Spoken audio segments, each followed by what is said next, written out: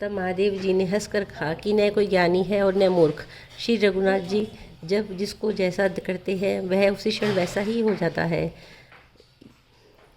याज्ञवल्क्य जी कहते हैं कि हे भारद्वाज, मैं श्री रामचंद्र जी के गुणों की कथा कहता हूँ, तुम आदर से सुनो। तुलसीदास जी कहते हैं कि मान और मद को छोड़कर आवागमन का नाश करने वाले श्री रघुनाथ जी को भजो।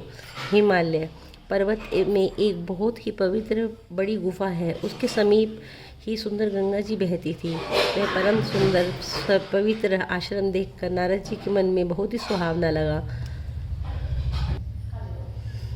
पर्वत, नदी और वन के विभागों को देखकर नारद जी का लक्ष्मीकांत भगवान के चरणों में प्रेम हो गया।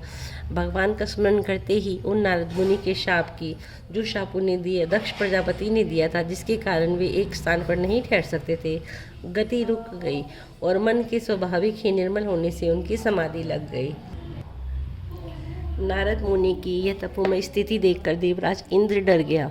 उसने कामदेव को बुलाकर उसका आदर सत्कार किया और कहा कि मेरे हित के लिए तुम अपने सहायकों सहित नारद जी की समाधि को भंग करने जाओ। ये सुनकर मीनध्वज कामदेव मन में प्रसन्न होकर चला। इंद्र के मन में यह डर हुआ कि देव ऋषि नारद मेरी पूरी अमरावती का निवास राज्य चाहते हैं। जगत में जो कामी और लोभी होते हैं वे कुटिल को एक की तरह सबसे डरते हैं। जैसे मूर्ख कुत्ता सिंह को देखकर सूखी हड्डी लेकर भागे और मूर्ख यह समझे कि कहीं उस हड्डी को सिंह छीन न ले, वैसे ही इंद्र को नारद जी मेरा राज्य छीन लेंगे ऐसा सोचते लाज नहीं आई। तब